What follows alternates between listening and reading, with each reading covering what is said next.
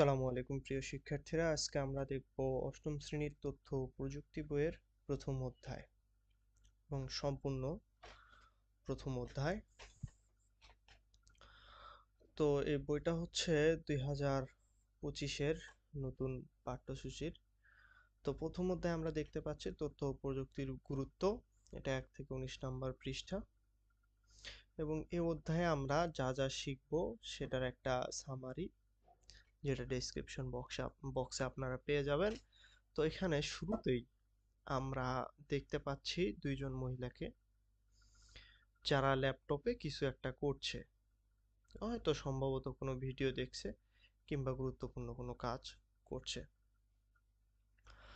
তো তথ্য ও যোগাযোগ প্রযুক্তির প্রথম অধ্যায়ের পার্ট 1, তথ্য ও যোগাযোগ প্রযুক্তির গুরুত্ব। তো তথ্য ও যোগাযোগ প্রযুক্তির গুরুত্ব সম্পর্কে আমরা যদি জানতে চাই, তাহলে শুরুতে আমাদেরকে বলা হচ্ছে নীলিমা নামের একজনকে দিয়ে। নীলিমা অর্থাৎ এই মেয়েটি উত্তরবঙ্গের কুড়িগ্রাম জেলার ভ্রুঙ্গামারী উপজেলায় বসবাস করে এবং বোঝাই যাচ্ছে যে সে হচ্ছে অনেক প্রত্যন্ত একটা এলাকায় থাকে। সে এলাকায় থেকে সে পড়ালেখা করে এবং এখানে দেখা যাচ্ছে মোবাইল ব্যাংকিং, এখানে মোবাইল ব্যাংকিং করা যায়। দুইজন মহিলা, তারা হচ্ছে কোনো একটা মোবাইলে কথা বলতেছে এবং সেরকম চিত্র আমরা দেখতে পাই। তো সেই নীলিমার আবার একটা বড় ভাই আছে, সে হচ্ছে বুয়েটের শিক্ষার্থী। সেই নীলিমার বড় ভাই অনেক মেধাবী, সে তাদের উপজেলায় একমাত্র ছেলে যে বুয়েটে চান্স পেয়েছিল এবং সে একটা বেসরকারি সফটওয়্যার কোম্পানিতে চাকরি করে। সুতরাং নীলিমার বাড়িতে নীলিমার মায়ের সঙ্গে তার দাদা দাদিও থাকে। তো গল্পটা আমরা বুঝলাম যে নীলিমা একজন ছাত্রী, সে হচ্ছে অষ্টম শ্রেণীতে পড়ে, তার ভাই আছে একটা, সে হচ্ছে বুয়েটের কোনো এক বুয়েট পাশ করে কোনো এক স্বনামধন্য সফটওয়্যার কোম্পানিতে চাকরি করে। এবং এখানে আরেকটা জিনিস জেনে রাখা ভালো যে নীলিমার বাবা একজন মধ্যপ্রাচ্য প্রবাসী, অর্থাৎ নীলিমার বাবা মোবাইল ব্যাংকিং এর মাধ্যমে মধ্যপ্রাচ্য থেকে নীলিমার মায়ের ফোনে টাকা পাঠাতে পারে। তো যেহেতু ঈদ সামনে, সেহেতু নীলিমার নীলিমার বাবা জানতে পারে যে তার ছেলে হুমায়ুন বাড়িতে আসবে।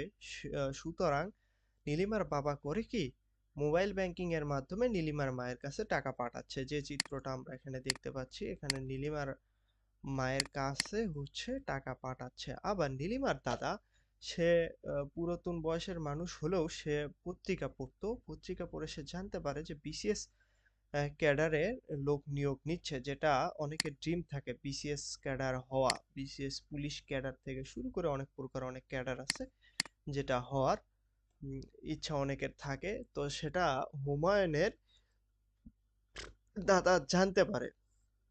তো হুমায়ুনের দাদা এখন চিন্তা করে যে বিসিএস ক্যাডারের এখানে তো আবেদন করতে হবে এবং হুমায়ুন আসতেছে। অতএব হুমায়ুন যেহেতু বুয়েট থেকে পাশ করছে, অবশ্যই সে এখানে অ্যাপ্লাই কিংবা আবেদন করতে পারবে। সেটার জন্য তার দাদা খুবই পরিমাণ টেনশনে আছে। টেনশনে থাকার কারণ, তাদের হচ্ছে প্রত্যন্ত এলাকায় বাড়ি, সে কিভাবে নৌকা পার হয়ে হেঁটে কুড়িগ্রাম শহরে যাবে এবং সেখানে যা দরখাস্ত করবে, এটা তো আসলে অনেক ঝামেলার কাজ। কিন্তু সেই উৎকণ্ঠা দেখে নীলিমা তেমন কোনোভাবে ভয় পাচ্ছে না, কারণ নীলিমা জানে যে বর্তমানে মোবাইল ফোনের মাধ্যমে কিংবা ল্যাপটপেই বিসিএস ক্যাডারের আবেদন করা যায়, যেটার একটা ডেমো, যেটার একটা চিত্র এখানে আমরা দেখতে পাচ্ছি।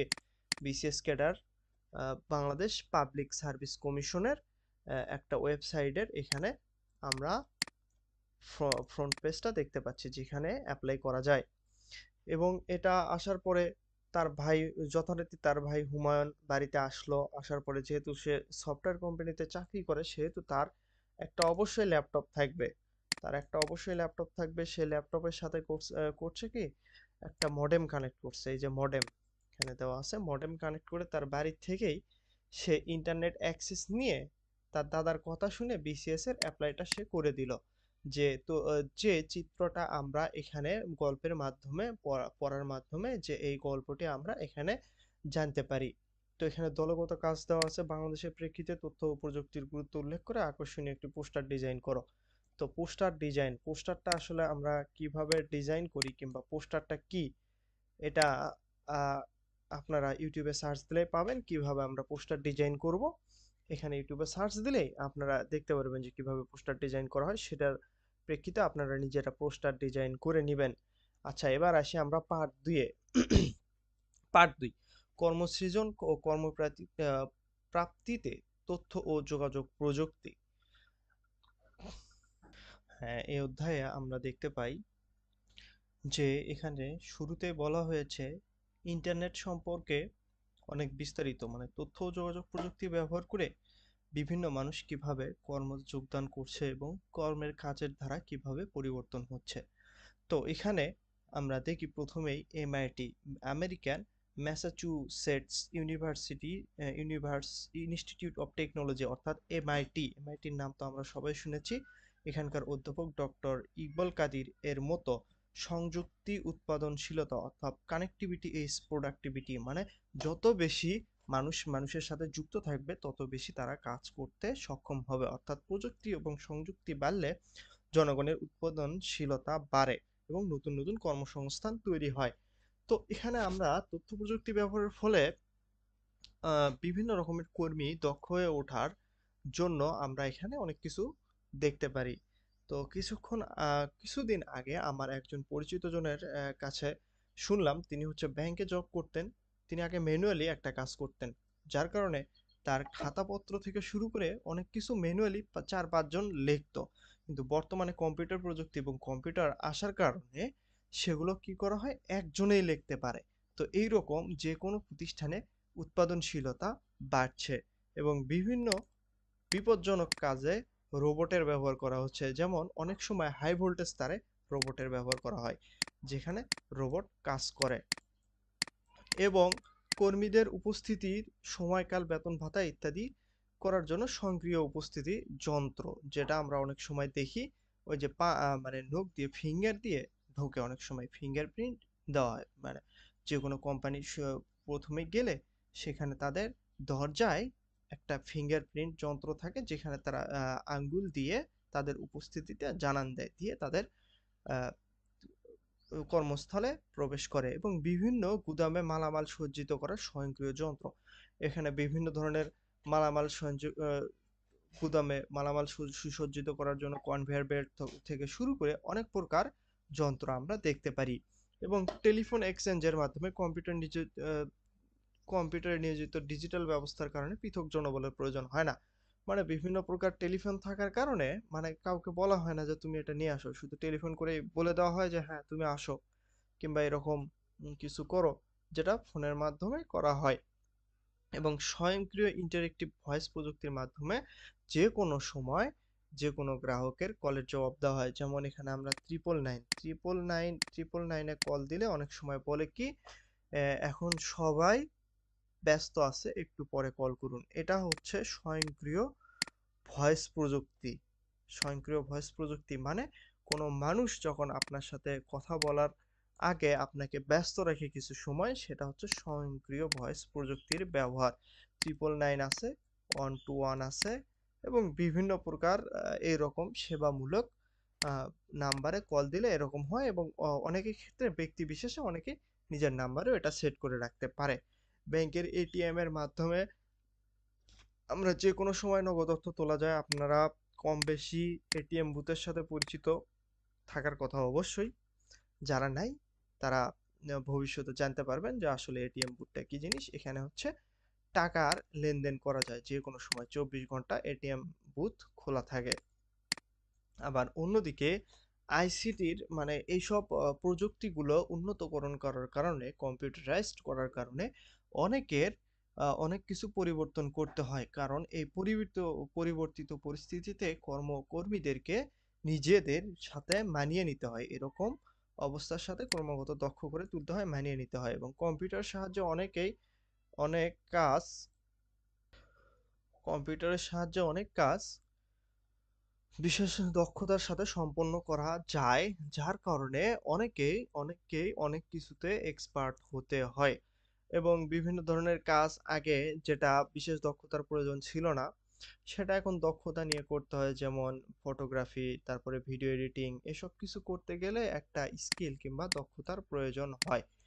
আবার অনেকে ঘরে বসে কাজ করে, যার কারণে অনেকে ভার্চুয়াল প্রতিষ্ঠান হয়, যেটা আমরা কোভিডের মধ্যে দেখেছি ২০২০-২১ সালে আমরা দেখেছি যে অনলাইনে ক্লাস অনেক সময় হয়ে থাকে। এবং এখানে ইউটিউবে আমি যে ভিডিওটি আপলোড করতেছি এটাও অনেকটা এরকমই, যে ঘরে বসে আপনি আপনার ক্লাসটা করতে পারছেন এবং ভিডিওটি দেখতে পাচ্ছেন।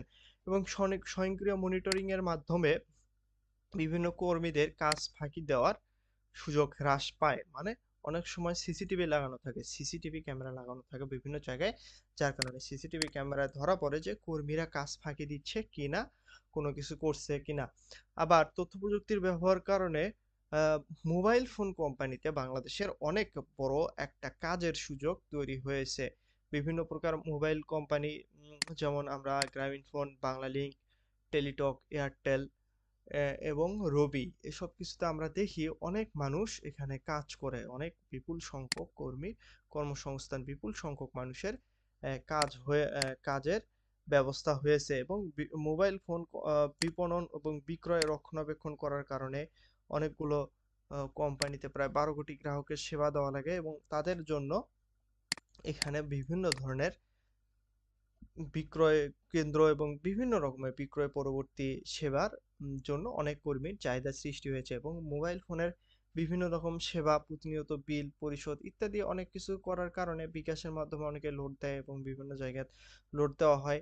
এসব কিছু মোবাইলে লো টাকা লোড দেওয়া থেকে শুরু করে অনেক কিছুর সেবার মান এখানে অনেক বড় একটা জনগোষ্ঠী জড়িত এবং নতুন, নতুন খাতের সৃষ্টি হয়। মোবাইল ব্যাংকিং এর মাধ্যমে আমরা দেখতে পারি অনেক, অনেক মানুষের কর্মসংস্থান হয়েছে। শুধু কর্মসৃজন নয়, এখানে আরো বিভিন্ন রকম যারা কাজে আসা মানে কাজে যোগদান করবে এবং বিভিন্ন প্রকার চাকরিতে আবেদন করবে তাদের জন্য বেসরকারি চাকরিতে আবেদন করার জন্য আছে bdjobs.com, কেরিয়ার আ যে careerjet.com এসব কিছু আছে। এবং আরো আমরা দেখতে পাই বাংলাদেশের টেলিটক.com, gov.teletalk.com, বিডিতে অনেক সময় অনেক চাকরির আবেদন আমরা দেখতে পারি। সরকারি চাকরির আবেদনও দেখতে পারি এবং বেসরকারি চাকরির আবেদনেরও সুযোগ এখানে আমরা দেখতে পারি। ঘরে বসে আয়ের সুযোগ। আমরা অনেকেই ফ্রিল্যান্সিং এর সাথে পরিচিত। ফ্রিল্যান্সিং অনেক সময় হয় কি, অনেকেই বিভিন্ন প্রকার ওয়েবসাইট রক্ষণাবেক্ষণ, উন্নয়ন এবং মাসিক বেতন ভাতার বিল প্রস্তুতকরণ এসব কিছু করার মাধ্যমে তারা ফ্রিল্যান্সিং করে। অনেক সময় ছবি এডিটিং থেকে শুরু করে অনেক কিছুর মাধ্যমে তারা আউটসোর্সিং করে, ফ্রিল্যান্সিং করে, যেটা আউটসোর্সিং নামে পরিচিত। এই আউটসোর্সিংটা হয় কি, ইন্টারনেটের সংযোগ থাকলে এই ধরনের কাজে করা যায় এবং এখানে বিভিন্ন ধরনের ওয়েবসাইটের মাধ্যমে তারা এই কাজগুলো করতে পারে। যেমন freelancer.com আছে, তারপরে elance.com আছে, upwork.com আছে। এসব ওয়েবসাইটগুলোতে পৃথিবীর বিভিন্ন দেশের, শুধু বাংলাদেশই নয়, পৃথিবীর বিভিন্ন দেশের মানুষজন এখানে বিভিন্ন কাজ করে এবং তারা আউটসোর্সিং এর মাধ্যমে কর্মসংস্থান বৃদ্ধি করে, যেটা তথ্য ও যোগাযোগ প্রযুক্তির একটা গুরুত্বর একটা অংশ। আচ্ছা, এখন আমরা দেখব দ্বিতীয় অধ্যায়। দ্বিতীয় অধ্যায় হচ্ছে যোগাযোগ। যোগাযোগ করার পদ্ধতিকে মোটামুটি দুই ভাগে ভাগ করা যায়, যেটা এখানে বলা আছে, যেটা ইংরেজিকে একমুখী এবং দ্বিমুখী। একমুখীটাকে বলা হয় ইংরেজিতে ব্রডকাস্ট। ব্রডকাস্ট বলতে আমরা বিভিন্ন প্রকার রেডিও টেলিভিশনের বিষয়টা বুঝি। ইভেন আমরা যখন এফএম রেডিও শুনি সেখানে কিন্তু কথাটা বলা যায় না, শুধু শোনা যায়। সেটা হচ্ছে একমুখী। এবং টেলিভিশন, আমরা শুধু টেলিভিশনটা দেখতে পারি এবং শুনতে পারি, কিন্তু সেখানে আমরা কিছু বলতে পারি না। সেটা হচ্ছে একমুখী যোগাযোগ পদ্ধতি। আবার যদি আমরা বলি দ্বিমুখী যোগাযোগ পদ্ধতি, দ্বিমুখী যোগাযোগ পদ্ধতিটা হচ্ছে যেখানে আমরা একই সাথে কথা শুনতে পারি এবং বলতে পারি, যেটা হচ্ছে মোবাইল। মোবাইলে আমরা দ্বিমুখী যোগাযোগ পদ্ধতি ব্যবহার করি, মোবাইল, টেলিফোন। এবং অনেক সময় আমাদের বর্তমান যুগে যেটা ব্যবহার করা হয়, classroom, Google classroom, Meet, Zoom link ইত্যাদি। গুগল মিট এবং জুম লিঙ্ক, এখানে আমরা কি করতে পারি, একই সাথে ক্লাস করতে পারি এবং কথা বলতে পারি, স্যারের সাথে যোগাযোগ করতে পারি, যেটা হচ্ছে দুমুখী যোগাযোগ পদ্ধতির একটা উদাহরণ।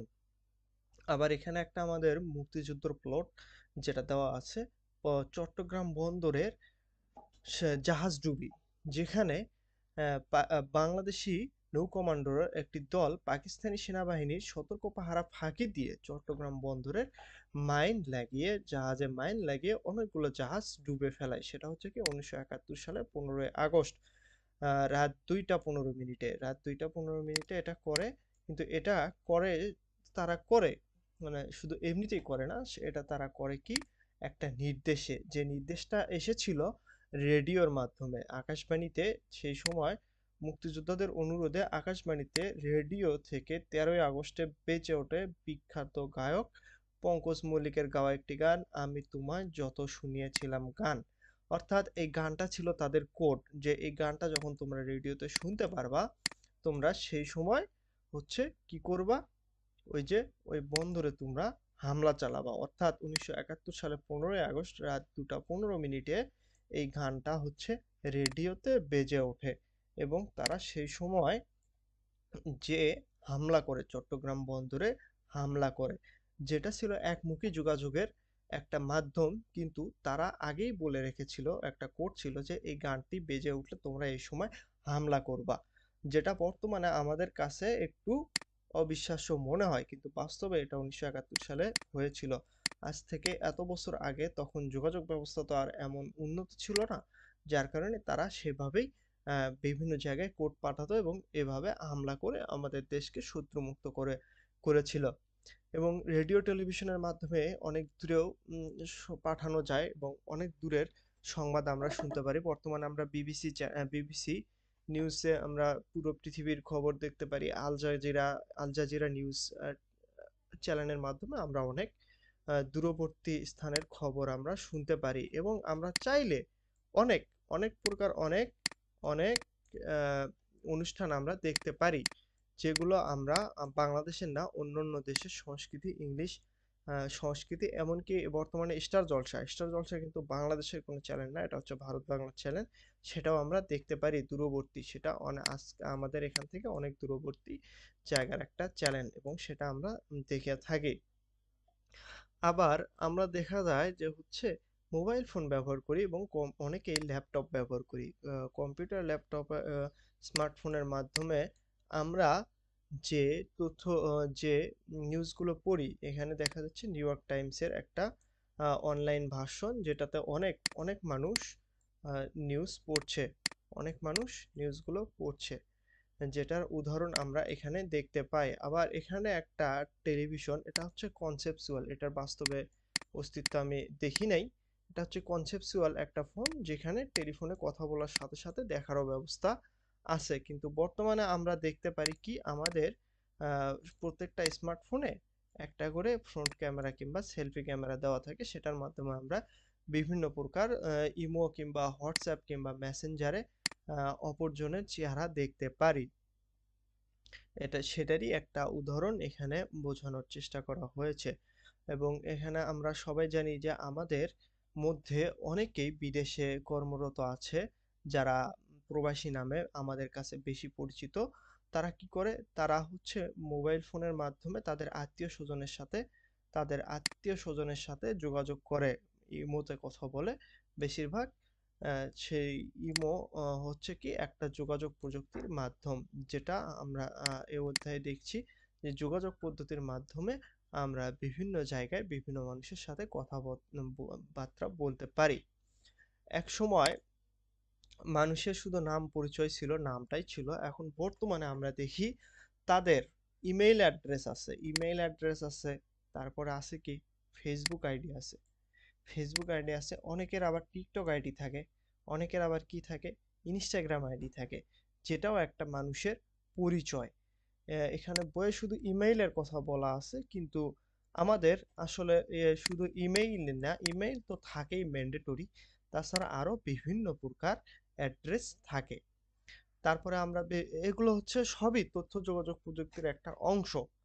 তারপরে আমরা যদি আরো নিচে যাই, তাহলে এখানে বলা হচ্ছে পৃথিবীতে আরো একটা আছে, শুধুমাত্র পৃথিবী না, সেখানে ভার্চুয়াল জগৎ, ভার্চুয়াল ওয়ার্ল্ডের মাধ্যমে আমরা দেখতে পারি বিভিন্ন কিছু, যেটা আমরা ভার্চুয়াল রিয়েলিটি, বর্তমানে আমরা ভার্চুয়াল রিয়েলিটি বলতে যা বুঝি কি, চোখে একটা ভিআর গ্লাস লাগিয়ে আমরা দেখি সেখানে একটা ভার্চুয়াল জগৎ তৈরি করে অনেক প্রকার বিনোদনের ব্যবস্থা করা হয়ে থাকে এবং বিভিন্ন প্রকার অনেক কিছু করা হয়ে থাকে। তারপরে আমরা বিভিন্ন প্রকার গুগল মিট কিংবা জুম মিটিং এর মাধ্যমে আমরা কি করি, ভার্চুয়াল সেমিনার আয়োজন করি, ভার্চুয়াল ক্লাসরুম তৈরি করি এবং ব্যবসা বাণিজ্যের ক্ষেত্রে প্রতিষ্ঠানের কর্মীদের মধ্যে ভার্চুয়াল সভা এবং ডাক্তার রোগীদের মধ্যে ভার্চুয়াল টেলিমেডিসিনের ব্যবস্থা করা হয়।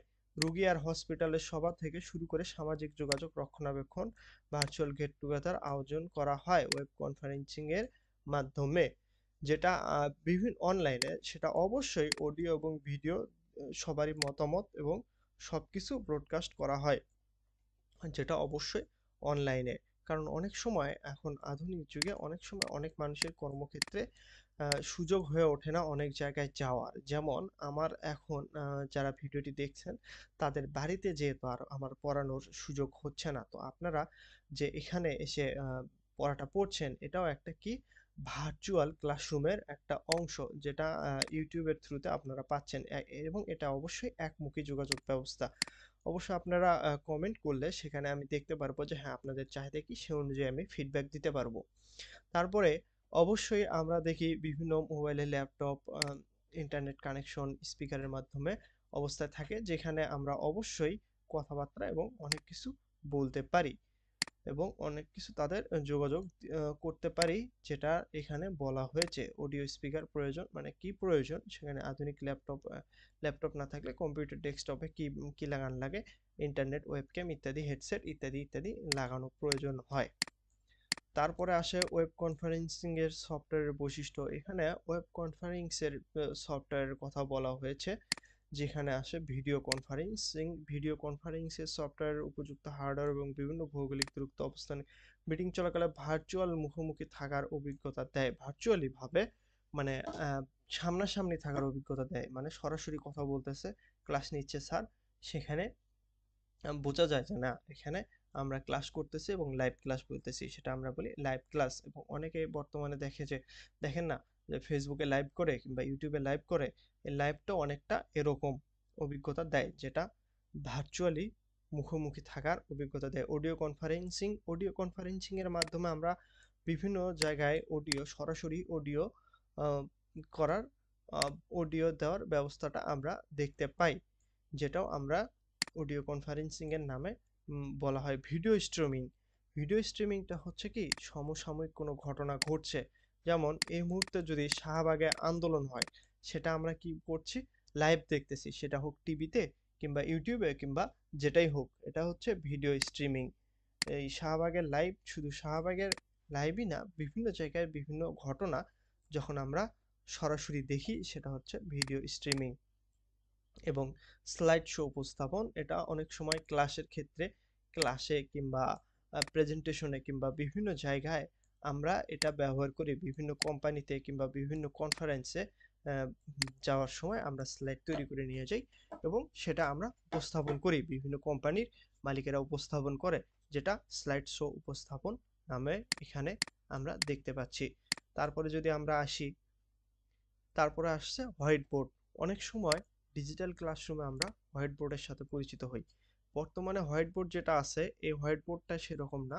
সে হোয়াইট বোর্ডটা হচ্ছে সাদা, মানে ডিজিটাল স্ক্রিন থাকে, একটা টাচ স্ক্রিন, বড় টাচ স্ক্রিন, সেখানে চিত্র আঁকা থেকে শুরু করে বই পড়ানো এবং অনেক কিছু করা যায়, যেটা white board, digital white board এবং হোয়াইট বোর্ড নামে পরিচিত। তারপরে সবার গোপনীয়তা এনক্রিপশন।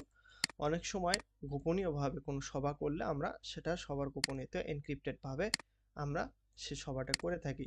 তারপরে সভা রেকর্ডিং সুবিধা, আমরা বিভিন্ন সফটওয়্যার দিয়ে আমরা সভাগুলোর বিভিন্ন ওয়েব কনফারেন্সিং এর, যেটা আমরা অডিও ভিডিও রেকর্ড করে থাকি, যে ক্লাসগুলো আমরা ধরেন লাইভ ক্লাস করলাম, সেটার একটা রেকর্ড রাখলে পরবর্তীতে আমরা সেই ক্লাসের রেকর্ডিংটা আমরা বিভিন্ন স্টুডেন্টকে দিতে পারি, যেটার সুবিধা আছে বারবার জিনিসগুলো দেখার, বারবার পড়ার সুবিধাটা পাওয়া যায়। মানে এক ক্লাস দ্বিতীয়বার করা লাগবে না, সেটা রেকর্ডিং থাকলে সেই ক্লাসটা আবার করতে পারবে। যদি কেউ বাই এনি চান্স ক্লাসে উপস্থিত থাকতে না পারে, সে যদি রেকর্ডিংটা দেখে নেয়, তাহলে তার আর ক্লাসটা করার প্রয়োজন পড়ে না এবং আল্টিমেটলি সে পড়াটা বুঝতে পারে। তো এইভাবে আমরা জনপ্রিয় বিভিন্ন কনফারেন্সিং এর নাম যেটা আমরা বলছি জুম মিটিং, তারপরে ফেসটাইম, তারপরে ফেসবুক মেসেঞ্জার রুম, এটাও আছে। মেসেঞ্জার রুমে আমরা এভাবে ওয়েব কনফারেন্সিং এর করতে পারি। মাইক্রোসফট টিমস যেটা বেশিরভাগ ক্ষেত্রে কর্পোরেট ক্ষেত্রে মানে বেসরকারি চাকরি কিংবা সরকারি চাকরি ক্ষেত্রে ব্যবহার করা হয়। সিসকো ওয়েবএক্স, এটার মাধ্যমে আমরা কনফারেন্সিং করতে পারি। স্কাইপি, গুগল মিট এবং সবথেকে বেশি জনপ্রিয় ছিল গুগল মিট। গুগল মিটটা সবথেকে বেশি জনপ্রিয় এবং জুমটাও অনেক বেশি জনপ্রিয়। এবং মাইক্রোসফট টিমস এটা ব্যবসা ক্ষেত্রে বিভিন্ন প্রকার চাকরি ক্ষেত্রে ব্যবসা ক্ষেত্রে ব্যবহার করা হয়। তো আমরা এখানে জনপ্রিয় বিভিন্ন প্রকার ওয়েব কনফারেন্সিং এর অ্যাপের নাম দেখলাম। তারপরে আমরা এই একমুখী ব্রডকাস্ট, দ্বিমুখী ব্রডকাস্ট এগুলো আমরা শিখেছি। দলগত কাজ আছে এখানে। সত্যিকারের কাগজ অনলাইন খবরের কাগজের পক্ষে দুটি দল তৈরি করে একটি বিতর্কের আয়োজন করা যেতে পারে। খুব সুন্দর উদ্যোগ। এখন আমরা দেখব পার্ট 4, ব্যবসায় তথ্য ও প্রযুক্তির গুরুত্ব। এই অধ্যায়ে আমরা দেখব ব্যবসায় তথ্য ও যোগাযোগ প্রযুক্তির গুরুত্ব, যেটা হচ্ছে পার্ট 4। জীবনের সকল ক্ষেত্রে মধ্যে তথ্য যোগাযোগ প্রযুক্তি বা আইসিটিতে ব্যবসার প্রয়োগ রয়েছে। প্রতিনিয়ত এই ক্ষেত্রটি ব্যবহার করে ব্যবসার মান উন্নয়ন এবং বিভিন্ন প্রকার উৎপাদনশীলতা বাড়ানো হচ্ছে। তার কিছু উদাহরণ আমরা দেখি। মজুত নিয়ন্ত্রণ। ব্যবসা ক্ষেত্রে যোগাযোগ প্রযুক্তি ব্যবহার করার কারণে বিভিন্ন ধরনের সফটওয়্যার ব্যবহার করা হয় যেটা দিয়ে মজুদের প্রয়োজনীয়তা এবং মজুদ নিয়ন্ত্রণ করা হয়। অনেক সময় আমরা সুপার শপে গেলে যে দেখি যে হচ্ছে একটা স্ক্যানার দিয়ে, মানে হাতে একটা স্ক্যানার দিয়ে ওই কাগজের ওখানে স্ক্যান করে দামটা বের করে দিল। এটা আমরা প্রায়শই দেখি। এটা হচ্ছে ব্যবসার মজুদ নিয়ন্ত্রণের একটা অংশ। তারপরে উৎপাদন ব্যবস্থাপনা। আমরা দেখি যে বিভিন্ন ধরনের আইসিটি স্বয়ংক্রিয় যন্ত্রপাতি, আইসিটি নিয়ন্ত্রিত যন্ত্রপাতি ব্যবহার করে কর্মীরা হচ্ছে উৎপাদনের গতিশীলতা ব্যবহার করে অটোমেশনের মাধ্যমে উৎপাদন ব্যবস্থাপনা বৃদ্ধি করা হয়। তারপরে উন্নত যোগাযোগ ব্যবস্থা। মোবাইল ফোন তো আমরা সবাই ব্যবহার করি। মোবাইল ফোনের মাধ্যমে ইন্টারনেট ব্যবহার করে আমরা অতি দ্রুত বিভিন্ন জায়গায় যোগাযোগ করতে পারি। উন্নত যোগাযোগ ব্যবস্থার এখানে কিছু উদাহরণ দেওয়া হয়েছে, যেমন মোবাইল ফোনের মাধ্যমে আমরা কিভাবে যোগাযোগ রক্ষা করি সেটার একটা ব্যাখ্যা দেওয়া হয়েছে। এটা আমরা সবাই জানি। ফ্যাক্স মেশিন ছিল আগেকার কালে, এক সময় ফ্যাক্স মেশিন ছিল যেটা দিয়ে আমরা বিভিন্ন প্রকার লেনদেন বিক্রেতা স্বাক্ষরের প্রয়োজন, যেটা আমরা ব্যবহার করি। বর্তমানে ফ্যাক্সের ব্যবহার আমরা খুবই কম দেখি, যার কারণে ফ্যাক্সের সাথে আমরা পরিচিত সেভাবে নাও থাকতে পারি। এবং তারপরে আমরা দেখি ইমেইলের মাধ্যমে আমরা বিভিন্ন জায়গায় ইলেকট্রনিক মেইল পাঠিয়ে থাকি। যেমন বিভিন্ন পণ্যের ছবি, ক্রেতার ছবি, এসব কিছু ইমেইলের মাধ্যমে আমরা পাঠাই এবং এর মাধ্যমে আমরা বিভিন্ন জনের কাছে বিভিন্ন রকম ছবি, পণ্যের ছবি ক্রেতার কাছে পাঠিয়ে দেই। এবং টাকা লেনদেনের অনেক সময় ডিজিটাল মানি রিসিভ এবং অনেক কিছুই লিংক আমরা ইমেইলের মাধ্যমে ক্রেতার কাছে পাঠিয়ে থাকি। এরপরে যদি আসি ইন্টারনেটের মাধ্যমে ইন্টারনেট ব্যবহার করে আমরা বিভিন্ন রকম পণ্যের বিজ্ঞাপন সারা পৃথিবীতে ছড়িয়ে দিতে পারি যে না, আমার কাছে এই পণ্যটি আছে, আপনারা কিনুন। তারপরে কি ইন্ট্রানেট অনেক ব্যবসা প্রতিষ্ঠানের দপ্তরে বিভিন্ন স্থানে ছড়িয়ে ছিটিয়ে থাকে। এসব ক্ষেত্রে নিজেদের মধ্যে অর্থাৎ যে কোনো ব্যবসা প্রতিষ্ঠানে বিভিন্ন ব্রাঞ্চ থাকে, এসব ব্রাঞ্চের মধ্যে নিজেদের মধ্যে যে কানেকশনটা বজায় রাখে সেটাকে বলা হচ্ছে ইন্ট্রানেট। আচ্ছা, তারপরে সঠিক হিসাব রাখা। তারপরে আমরা বিভিন্ন ক্ষেত্রে গুগল শিট কিংবা আমরা হচ্ছে কি গুগল শিটে দেখি বেশিরভাগ হিসাবপাতি গুগল শিটের ডাটাবেজে, সফটওয়্যারে কিংবা বিভিন্ন সফটওয়্যারে কর্মীদের তথ্যাবলী, গ্রাহকের তথ্যগুলি সংরক্ষণ করা হয় এবং এটা আমরা সঠিক হিসাব রাখতে তথ্য যোগাযোগ প্রযুক্তির এই ব্যবহারটা করে থাকি। তারপরে হচ্ছে বিপণন কাজে অনেক সময় প্রচারে বিভিন্ন কিছু প্রচার ব্যবস্থা প্রচারণা করা হয়, যেটা একটা আইসিটির অংশ। প্রচারণা অনলাইনে আমরা অনেক সময় বিজ্ঞাপন দেখি, অ্যাড দেখি। ইউটিউব দেখতে গেলে আমরা যে অ্যাডটা দেখি, এই অ্যাডটা হচ্ছে এই বিপণনের একটা অংশ, যেটা হচ্ছে আইসিটি প্রচারের মাধ্যমে হয়। বাজার বিশ্লেষণ, অনেক সময় আমরা সার্ভে দেখি যে হ্যাঁ এই পণ্যটি আপনার কেমন লাগলো সেটি জানান, পণ্যর রিভিউ দেন, সেটা হচ্ছে কি বাজার বিশ্লেষণ, সেটা আমরা পারি। তারপর প্রতিদ্বন্দ্বীদের সম্পর্কে তথ্য, এখন সকল কোম্পানি প্রায় তাদের তথ্য ওয়েবসাইটে আপলোড করে রাখে, যেটা আমরা ইউটিউবের কল্যাণে, আমরা ইন্টারনেটের কল্যাণে আমরা সেটা জানতে পারি, সরবরাহ। তারপরে আমরা বিভিন্ন কিছু পণ্য কিনতে চাইলে আমরা বর্তমানে বিভিন্ন কিছু, যেমন ফুডপান্ডা থেকে শুরু করে আরো বিভিন্ন প্রকার আহ, সরবরাহকারী প্রতিষ্ঠানের শরণাপন্ন হই। ফুডপান্ডা আছে আমাদের, তারপরে আছে হচ্ছে কি পাঠাও, পাঠাও পার্সেল ব্যবহার করেও আমরা ব্যবসা করতে পারি। প্রচার, বিভিন্ন প্রকার ওয়েবসাইটে কিংবা বিভিন্ন জায়গায় আমরা বিভিন্ন কিছু প্রচারণা করতে পারি, যেটা আমাদের হচ্ছে এই আইসিটি কিংবা তথ্য যোগাযোগ প্রযুক্তির একটা কল্যাণ।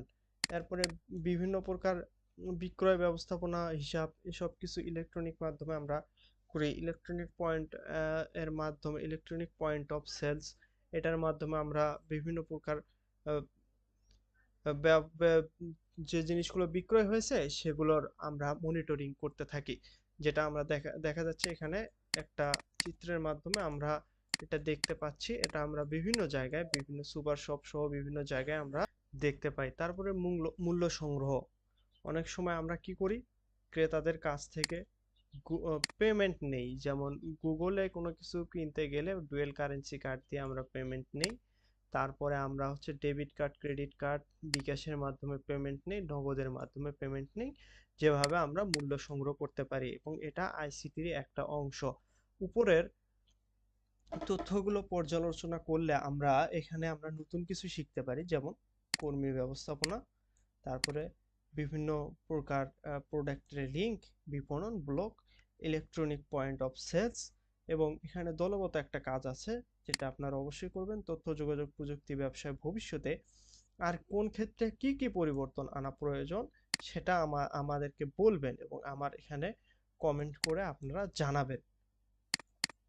এরপরের অধ্যায়ে আমরা দেখি যে সরকারি কর্মকাণ্ডে তথ্য ও যোগাযোগ প্রযুক্তির প্রয়োগ।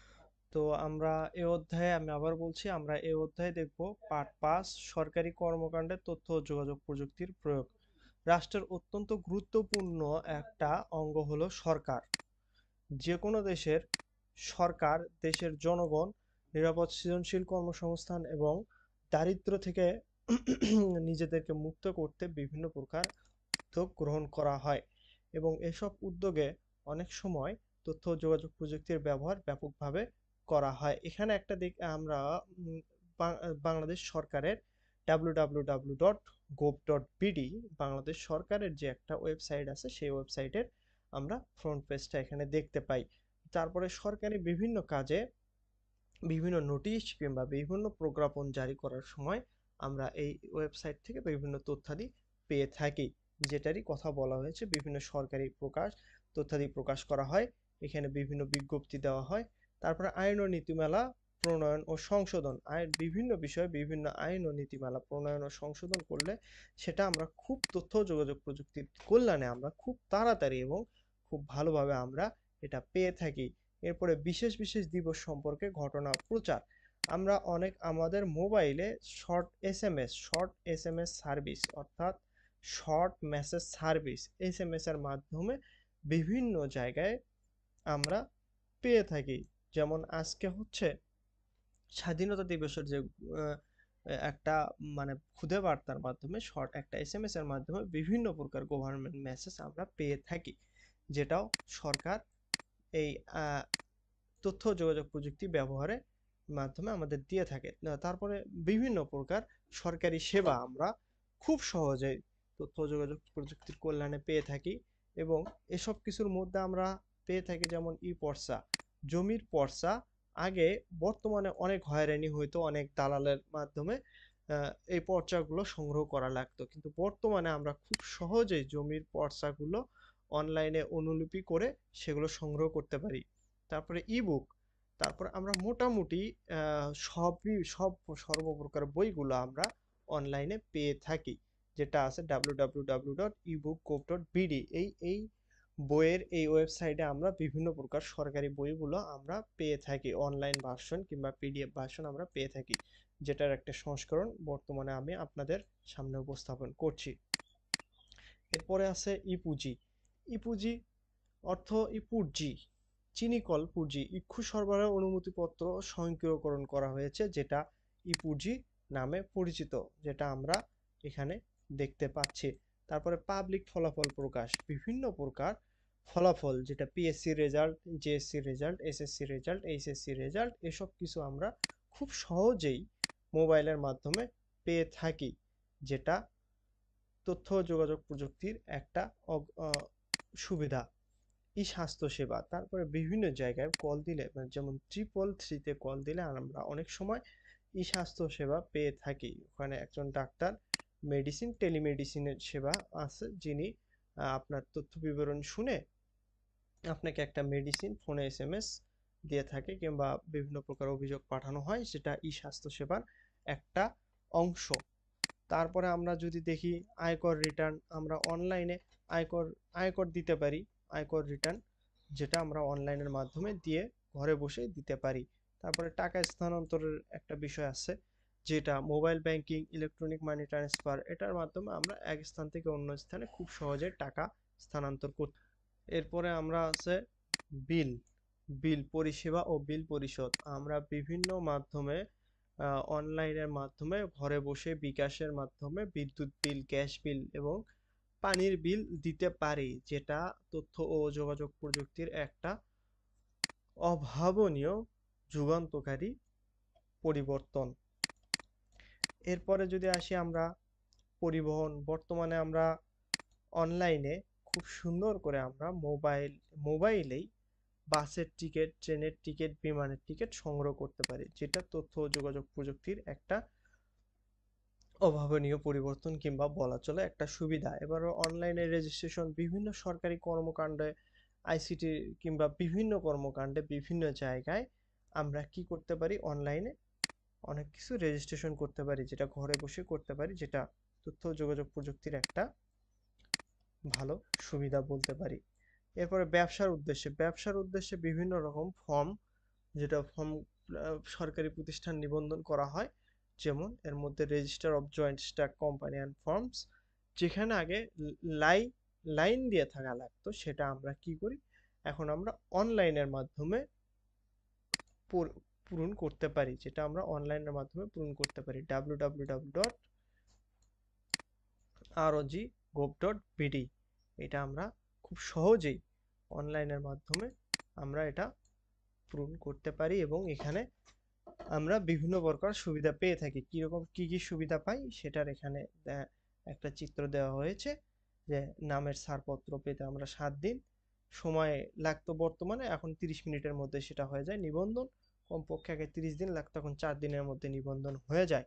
ফি প্রদান, আগে ফি প্রদান করতে ভোর থেকে লাইনে দাঁড়িয়ে থাকতে হতো, এখন ব্যাংকের মাধ্যমে যে কোনো জায়গা থেকে আমরা এটা পে করতে পারি। নিবন্ধন অফিসের যাতায়াত কমপক্ষে 6 বারও করা লাগতো আগে, কিন্তু এখন আর নিবন্ধন অফিসে কোনো যাতায়াত করা লাগে না। তো আমরা এই অধ্যায়ে নতুন কি শিখলাম, এই অধ্যায়ে আমরা নতুন শিখলাম খুদে বার্তা, এসএমএস, শর্ট মেসেজ সার্ভিস, ইপুজি, ইপর্চা, ইপুজি, তারপরে জয়েন্ট স্টক কোম্পানি, এসব কিছু আমরা এই অধ্যায়ে নতুন শিখলাম। এবং এই অধ্যায়ে আমরা যে দলগত কাজটা করব, সেটা হচ্ছে সরকারের আরো অনেক কর্মকাণ্ড, তথ্য যোগাযোগের প্রযুক্তির প্রয়োগ দেখা যাবে, সেটা আমরা দেখব। তারপরে এলাকার সর্বাধিক কার্যাবলীর একটা তৈরি করব, বন্ধুদের নিয়ে একটা তৈরি করব। এরপরে আমরা আসি চিকিৎসা খাতে তথ্য প্রযুক্তির কি রকম পরিবর্তন হয়েছে, সেটা আমরা যদি দেখি, তাহলে এখানে কয়েকটি চিত্রায়িত দেখা যাচ্ছে চিত্র, যেটা আধুনিক চিকিৎসা যন্ত্রপাতি প্রযুক্তি নির্ভর, সম্পূর্ণটাই প্রযুক্তি নির্ভর। বর্তমানে যে চিকিৎসা প্রযুক্তি, আমরা কোনো কিছু চিকিৎসকের কাছে গেলে সর্বপ্রথম কি করা হয়, বিভিন্ন প্রকার টেস্টগুলো দেওয়া হয়, এই টেস্টগুলো সম্পূর্ণটাই প্রযুক্তি নির্ভর। প্রযুক্তি ছাড়া আমাদের চিকিৎসা ব্যবস্থা সম্পূর্ণ অচল। এখানে আমরা কি দেখতেছি, আধুনিক টেলিমেডিসিন কেন্দ্র নিউরোসার্জারির ক্ষেত্রে, মানে যদি এখানে কোনো প্রকার কোনো অপারেশন করা হয়, সে অপারেশন থিয়েটারে যত প্রকার যা যন্ত্রপাতি থাকে সব কিছুই তথ্য ও প্রযুক্তির একটা অংশ। এবং এখানে আমরা দেখি যে এখানে কি আছে, আধুনিক তথ্য প্রযুক্তির মাধ্যমে এখানে ডাক্তারেরা প্রযুক্তি নির্ভর তথ্য প্রযুক্তি ব্যবহার করতেছে। তারপর আমাদের দেশের ডাক্তার, খুব বেশি ডাক্তার নাই, মানে দেখা যায় গ্রামে কোনো ডাক্তার পাওয়াই যায় না। সেজন্য আমরা কি করি, অনেক সময় শহরে যাই। কিন্তু এখন অনেক সময় আর শহরে যাওয়া লাগে না, কারণ ডাক্তারেরা মোবাইলের মাধ্যমে মেডিসিন দিয়ে থাকে এবং যেটার মাধ্যমে আমরা খুব সহজেই চিকিৎসার সেবা নিতে পারি। এখানে আরেকটি চিত্র দেখা যাচ্ছে, যেটা কি পজিট্রন এমিশন ট্রোমোগ্রাফি যন্ত্র, মানে এটার ব্যবহার করে রোগীর ভেতরের ত্রিমাত্রিক ছবি অর্থাৎ 3D ছবি দেখা যায় এটার মাধ্যমে, যেটা আমরা অনেক সময় এমআরআই মেশিন কিংবা এই জাতীয় নামে চিনি।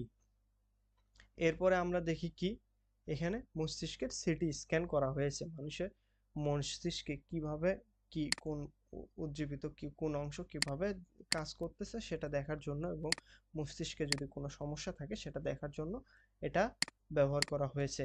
এমআরআই মেশিনের মাধ্যমে আমরা দেখতে পারতেছি।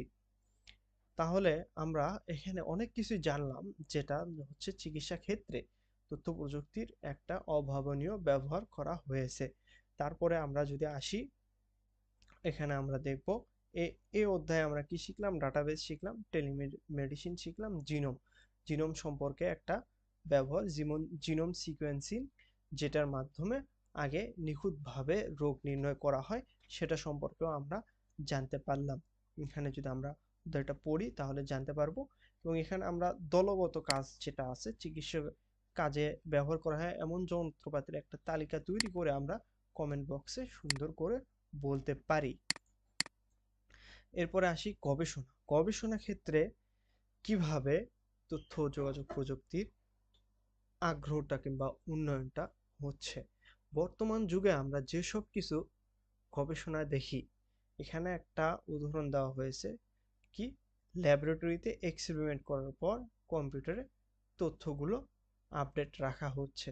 তারপরে আমরা বিভিন্ন প্রকার ভয়েজার 1, যেটা মহাকাশে গেছে, এই একটা স্যাটেলাইট, যেটার মাধ্যমে আমরা বাহিরের পৃথিবীর বাহিরে, সৌরজগতের বাহিরে কি কি গ্রহ উপগ্রহ কি কি আছে সেসব কিছু আমরা জানতে পারি।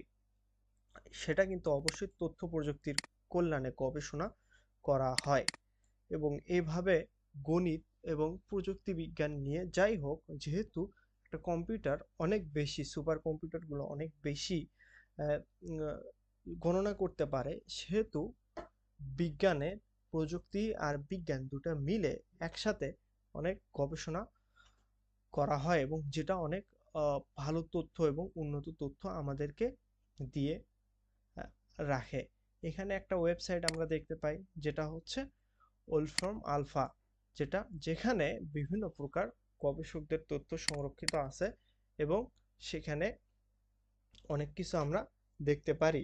গাণিতিক হিসাবে একসময় সবাই যেটা কাগজে কলমে ব্যবহার করত, সেটা তথ্য প্রযুক্তির কারণে সেটা কম্পিউটার প্রোগ্রাম তৈরি করে ছাত্র শিক্ষকরা খুব সুন্দরভাবে সহজে সেটা দেখতে পারে। এরপরে যদি আমরা আসি ল্যাবরেটরিতে, বিভিন্ন প্রকার তথ্য আগে কাগজে কলমে লিখে রাখা হতো, যেটা এখন কম্পিউটারে সুন্দর করে ইনপুট দিয়ে রাখা হয়, কম্পিউটার স্টোরেজ ব্যবহার করা হয়। কম্পিউটার বলতে আমাদের সামনেই যে জিনিসটা ভেসে ওঠে সেটার কথা বলা হয়েছে এখানে। তারপরে এখানে ইপিজিএ FPGA field programme gate array, তারপরে পিএলএ প্রোগ্রামেবল লজিক অ্যারে ইত্যাদি বিষয়ে বলা হয়েছে, যেগুলোর মাধ্যমে কম্পিউটারকে কম্পিউটার দিয়ে বিভিন্ন যন্ত্রপাতি স্বয়ংক্রিয়ভাবে নিয়ন্ত্রণ করা হয়, যেটা গবেষণার ক্ষেত্রে অনেক অভাবনীয় পরিবর্তন এনেছে। তো আমরা এই অধ্যায়ে নতুন যা শিখলাম সেটা হচ্ছে মাইক্রো কন্ট্রোলার, তারপরে ইপিজিএ পিএলএ। মাইক্রো কন্ট্রোলারটা হচ্ছে কি, এটা একটা প্রযুক্তির মানে ছোট ছোট মাইক্রো কন্ট্রোলার কম্পিউটারের মধ্যে ছোট ছোট কম কাজ করার জন্য বিভিন্ন ধরনের লজিক গেট থাকে। এই লজিক গেটগুলোর সমন্বয়ে একটা করে কন্ট্রোলার তৈরি হয়, যেগুলো হচ্ছে মাইক্রো কন্ট্রোলার নামে পরিচিত, যেটা আমরা শিখতে পারি এই অধ্যায়ে। এরপরে আমরা আসি দলগত কাজে। এখানে দলগত কাজ, নোকের সমান 10টি কম্পিউটার দেওয়া হলে সেগুলো কি কি কাজে লাগবে সেটা সম্পর্কে তুমি লিখতে পারবা, যে লেখবা, যেটা হচ্ছে বর্তমান যুগে যেটা আমরা দেখি মিনি রোবট, মাইক্রো রোবট আবিষ্কার করা হয়েছে। আচ্ছা, তাহলে এখন আমরা প্রশ্ন উত্তর দেখব। এই অধ্যায়ে কি কি প্রশ্ন উত্তর আছে। কোনটি আবিষ্কারের ফলে ঘরে বসে অফিসের কাজ করার সম্ভাবনা সৃষ্টি হয়েছে? এটা অবশ্যই ইন্টারনেট। ইন্টারনেট আবিষ্কারের ফলে ঘরে বসেই কাজ করার সম্ভাবনা সৃষ্টি হয়েছে। কোনটি আউটসোর্সিং এর কাজের জন্য ব্যবহৃত ওয়েবসাইট নয়? আউটসোর্সিং আউটসোর্সিং এর কাজে ব্যবহৃত ওয়েবসাইট নয় কি? এলিয়েন্স.কম। এলিয়েন্স.কম এটা আউটসোর্সিং এর কাজের জন্য ব্যবহৃত ওয়েবসাইট নয়। কোনটির মাধ্যমে 1971 সালে বেশিরভাগ সময় যোগাযোগ করা হয়েছিল? 1971 সালে বেশিরভাগ যোগাযোগ করা হয়েছিল কিসের মাধ্যমে? রেডিওর মাধ্যমে। তারপরে সরকারি কাজে তথ্য ও যোগাযোগ প্রযুক্তির ব্যবহারের ফলে সাধারণ মানুষের তথ্য জানার সুযোগ সৃষ্টি করবে, নাকি নাকি সরকারি সেবার মান উন্নয়ন হবে, নাকি সরকারি কাজে অংশগ্রহণ নিশ্চিত হবে? আচ্ছা, এটা তিনটাই সঠিক উত্তর হবে, তার মানে ঘ নাম্বার উত্তরটি হবে ঘ নাম্বার। এবার আসি 5 নাম্বারে। এখানে একটা অনুচ্ছেদ দেওয়া হয়েছে, যে অনুচ্ছেদটি পড়ে আমরা 5 ও 6 নাম্বার প্রশ্নের উত্তর দিতে পারবো। মনে করো রহান আজ থেকে 50 বছর পরে, অর্থাৎ ভবিষ্যতের কথা বলা হয়েছে, বান্দরবনে বেড়াতে গিয়ে অসুস্থ হয়ে গেল। সে কোথায় গেছে? বান্দরবনে বেড়াতে গেছে। বেড়াতে যেয়ে সে অসুস্থ হয়েছে। সে সাথে সাথে থাকা ঢাকায় ফোনে ঢাকায় চিকিৎসকের সাথে যোগাযোগ করলে তিনি রায়হানকে দ্রুত হাসপাতালে যেতে বলেন এবং হাসপাতালে রোবট সার্জনের সাহায্যে নিয়ে রায়হানের হার্টে সফল অপারেশন করেন। অর্থাৎ রায়হান সে ঘুরতে গেছে বান্দরবনে, সেখানে তার হার্ট অ্যাটাক হয়। সে হার্ট অ্যাটাকের যে চিকিৎসাটা সেটা ডাক্তার ঢাকা থেকে ওই বান্দরবনের যে হাসপাতাল আছে সেখানে রোবট সার্জনের সাহায্য নিয়ে অপারেশনটা করে। ভবিষ্যতে হয়তো এমন হতে পারে যে অনেক দূরবর্তী স্থান থেকে রোবটের সাহায্যে অন্য জায়গায় চিকিৎসা করানো যেতে পারে। সে বিষয়ে একটা ধারণা বলা হয়েছে। রায়হান অসুস্থ হতো না কি করতে? জিনোম প্রযুক্তির সাহায্যে তার রোগ বা রোগের কারণ আগেই অপসরণ করলে। অবশ্যই এটা ঠিক। বান্দরবনে বেড়াতে না গেলে কি তার রোগ হতো না? রায়হান অসুস্থ হতো না? হ্যাঁ, এটাও হতে পারতো। তখন বান্দরবনের পরিবেশ হয়তো খারাপ হয়ে যেত কিংবা অন্য কোনো কারণে হতো। এটাও বলা যায়। তার শরীর উপযোগী ঔষধ তৈরি করে খেয়ে নিলে, হ্যাঁ, এটাও করলে তার রোগ হতো না। অতএব উত্তর হবে ঘ নাম্বার। তাহলে এবার আমরা আসি রায়হানের দ্রুত অপারেশন নিয়ে নিচের কোন প্রযুক্তিটির ভূমিকা প্রধান?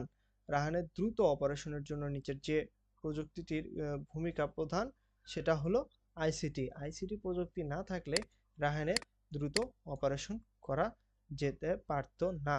অতএব আমরা এই অধ্যায় পড়ে তারপরে ঢাকায় ব্যবহারকারী সুমন তার বোনের বিয়ের জন্য দিনাজপুর হতে পোলার চাউল কিনতে যায়। এজন্য তথ্য যোগাযোগ প্রযুক্তি ব্যবহার করে কিভাবে সে পোলার চাউল কিনতে পারে, এটার একটা ব্যাখ্যা আপনারা দিবেন। তারপরে 8 নাম্বার, ঠিক একই, কি করে 1000 মাইল দূরে কোথাও অসুস্থ রোগীর জটিল অপারেশন করা যায়, এটার ব্যাখ্যা আপনারা পারবেন আশা করি। এরপরে প্রযুক্তির জনগণের সংযুক্তি বাড়লে তাদের উৎপাদনশীলতা বাড়ে, ব্যাখ্যা করো। এটারও অবশ্যই আপনারা এটার উত্তর দিতে পারবেন আশা করি। তো আজকের লেকচার এটুকুই। ভালো থাকবেন, সুস্থ থাকবেন এবং আমার লেকচারটি ভালো রাখলে অবশ্যই আপনার শ্রেণী ক্লাসে পড়া বন্ধু বান্ধবের সাথে শেয়ার করবেন এবং নিজে পড়বেন। তো ভালো থাকবেন। আসসালামু আলাইকুম।